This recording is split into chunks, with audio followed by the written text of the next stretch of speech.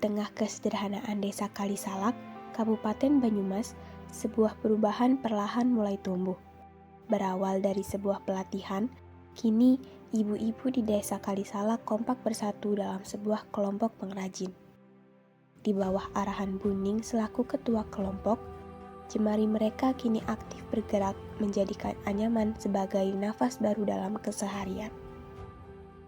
Saat pertama kali ada program kerajinan ini sebagai pengrajin eceng gondok, apakah ibu langsung tertarik atau sempat ada keraguan?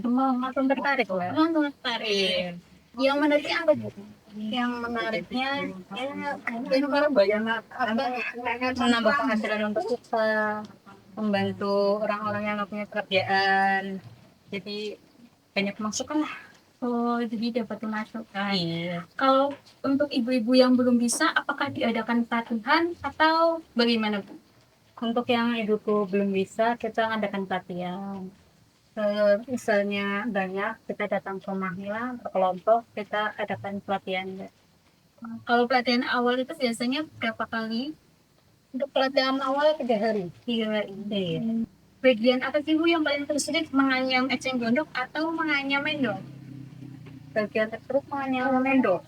Iya, dari awalnya yang sulit sih. Kalau emang kita berjalan sih mudah sebenarnya. Yang paling itu bagian mana itu? Apakah saat menganyam di posokannya atau di bagian awal lilitannya? Dari awal lilitannya. Kalau nggak kencang kan akhirnya berantakan. Kita ulang lagi. Kalau boleh tahu Bu, bagaimana nih proses pembuatan awal kerajinan eceng gondok sampai siap untuk dijual? Itu Ibu sedang membuat dari awal sampai ada yang sudah dijual. Nah, itu bisa dijelaskan Ibu bagaimana prosesnya? Boleh. Proses awalnya kita kan mendapatkan kerangka dari tempat pemberdayaan. Terus habis ini dikasih lakban. Harus benar-benar rapih, tertata. Setelah itu kita lilit pakai enteng gondok sampai rapat. Kalau udah, kita awalannya bikin bawahannya, kita lebih bikin bawahannya, kita naik ke atas sampai full penuh, benar-benar penuh sampai sini. Setelah itu kita kunci, udah dikunci jadinya seperti ini. Siap kita kirim. Ini dikuncinya sama seperti di awal apa beda? Kalau ada alatnya sendiri kalau dikunci. Oh, iya kita pakai alat biar bisa narik kuncinya. Bagi Buning dan para perempuan di Desa Kalisalak, anyaman eceng gondok bukan lagi sekadar pengisi waktu luang, melainkan sandaran ekonomi baru yang mengubah kehidupan mereka. Setiap simpul anyaman yang selesai dibuat adalah bukti dari ketekunan yang teruji. Kolaborasi menjadi kunci penting dalam menjaga kualitas produk.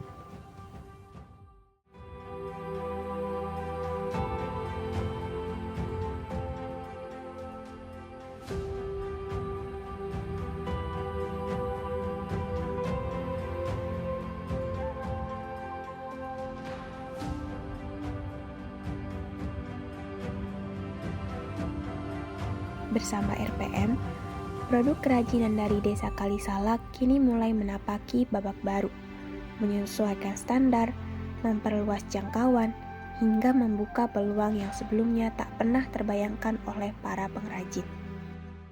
Baik, perkenalkan saya Joko Rianto sebagai penanggung jawab operasional dan keseluruhan aktivitas di Rumah Pemberdayaan Masyarakat Sitapur ini.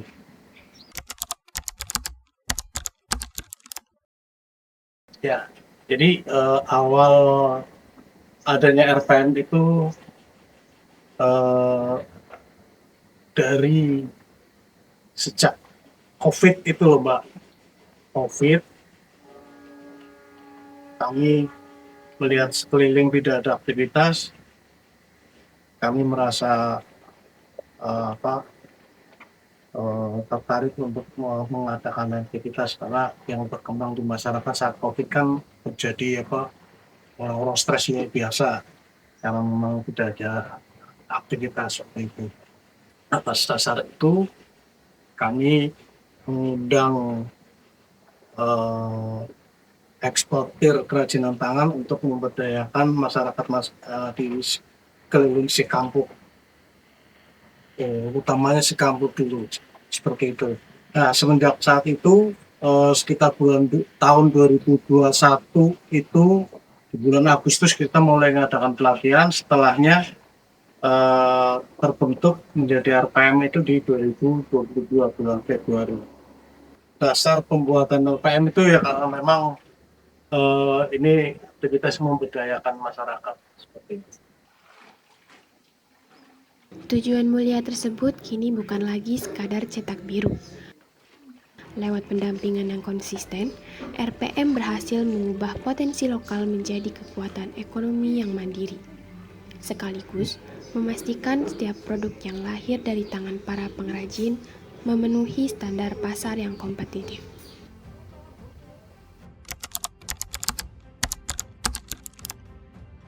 Ya, jadi ada banyak bahan serat alam utamanya ya, terdiri dari enceng gondok yang ada di rawa-rawa atau di kali-kali, di sungai-sungai. Terus yang kedua ada bahan baku mendong. Kalau bahan baku mendong kita mendatangkan dari daerah Wajak, Malang, Jawa Timur. Nah, lalu kita juga mengerjakan dari bahan baku rotan. Kami mendatangkan dari Plumbon, Cirebon. Lalu ada pelepah pisang. Kalau pelepah pisang diolah menjadi lelesan dalam bentuk lelesan, lalu dibuat menjadi kerajinan basket ya, dalam bentuk basket. Nah, itu kita mendatangkan juga dari Bojonegoro, Jawa Timur. Potensi di daerah sini sebenarnya ada, cuma karena keterbatasan sehingga tidak meng-cover untuk kebutuhan. Untuk sampai saat ini yang kita buat itu fungsional gitu. Jadi dalam bentuk laundry, dalam bentuk dekor juga, tapi lebih konsennya ke produk-produk yang berfungsi. Ada tempat sampah wasbin itu dari enceng dan mendong wasbin, ada laundry dari pak pisang dan rotan.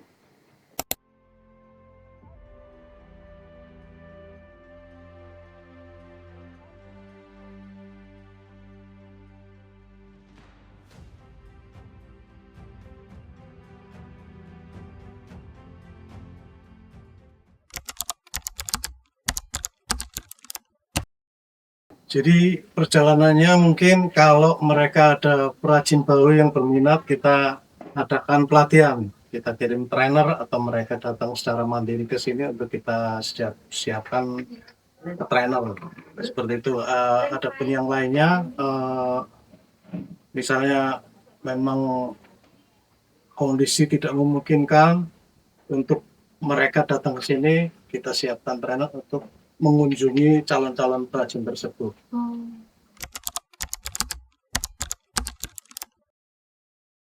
Jadi kami sebenarnya dikasih area ya dari pihak perusahaan eksportirnya. Jadi Mbak, ini mungkin perlu saya jelaskan bahwa kami suplai ke salah satu perusahaan eksportir terbesar di Indonesia, yaitu PT Out of Asia. Jadi kami dipercaya sebagai supplier PT Out of Asia. Kami dikasih area Barling Mas Cakep, ya, Banyumas, Purbalingga, Cilacap, Kebumen. Tapi kami juga mengembangkan ada di daerah Tasik, terus di daerah Wonosobo juga kami ada, khususnya di daerah Kalikajar, Kecamatan Kalikajar kami juga punya beberapa perajin. Yang paling ini mungkin di daerah Banyumas sendiri ada beberapa lokasi yang mereka juga sangat membantu di yang produktivitas. Satu lagi Mbak, saya perlu sampaikan bahwa kami juga dilibatkan di kegiatan kementerian untuk kegiatan PKH. Contoh salah satunya itu di Kalisalak, dan itu menjadi keberhasilan tersendiri dari Kementerian Sosial.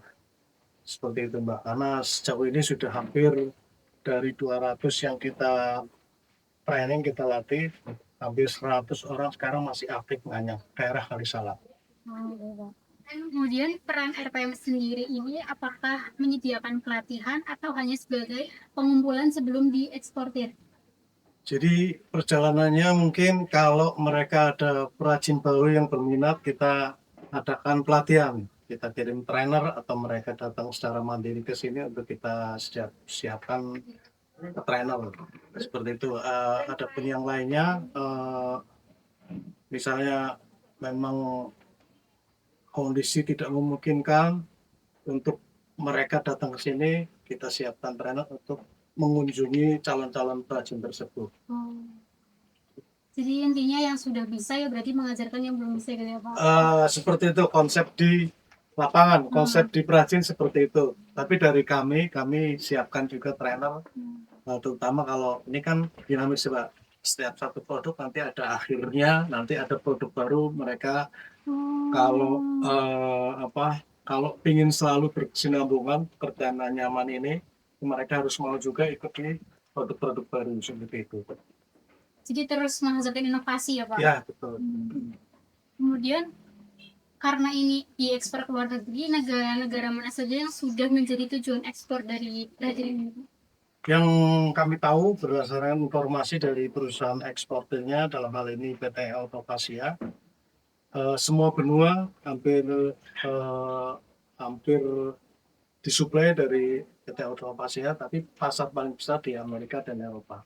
Amerika dan Eropa. Ya. Justru di Asia Tenggara, iya juga nggak termasuk? Iya, semua benua, tapi pasar paling besar, permintaan paling besar itu Amerika, Eropa. Nah, itu di kami menerapkan sistem mutu yang dari benar sejak semula lah. Seperti di level perajin kita juga bekali untuk mereka bisa QC gitu ya.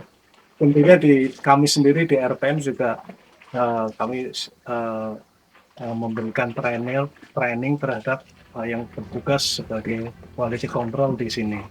Sebelum sampai ke PT Autokasia kami sudah melalui beberapa quality control.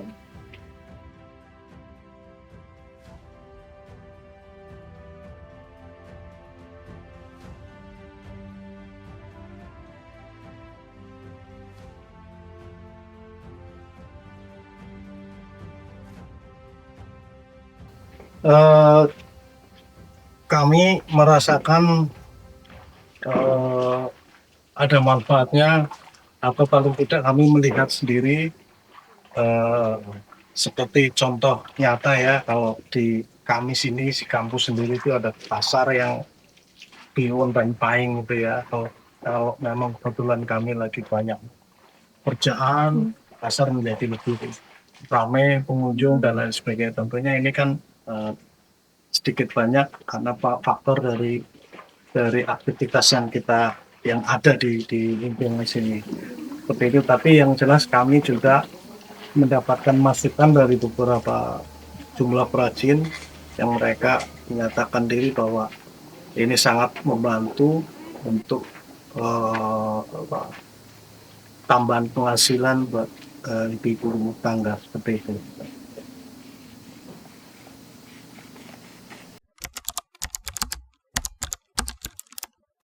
Jadi mungkin ini alternatif buat anak-anak muda atau buat calon-calon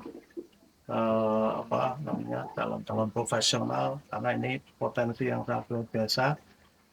Jadi di luar negeri itu, Amerika, Eropa itu kecenderungannya sekarang dari mulai dapur sampai ruang tamu itu semua unsur alam. Jadi yang logam, unsur plastik itu semua hampir diminimalisir. Yang trennya mereka itu memakai yang dari serat alam.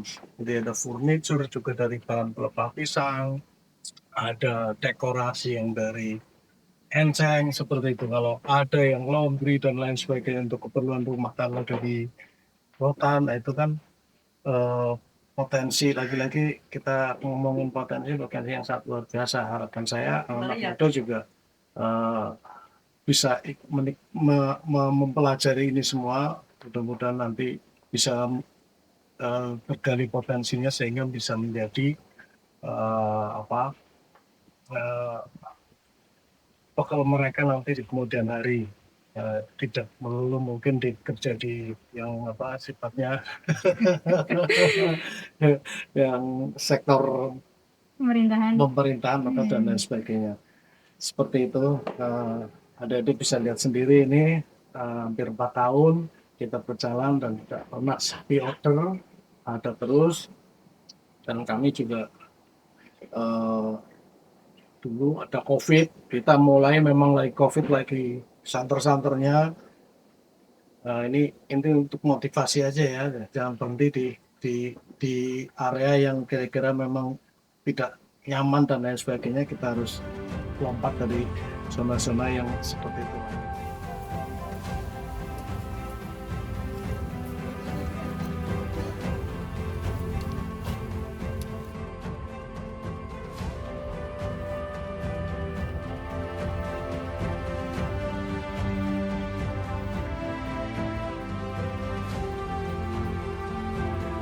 Langkah kecil yang dimulai dari sebuah pelatihan, kini telah tumbuh menjadi cerita tentang kemandirian yang terus dirawat bersama.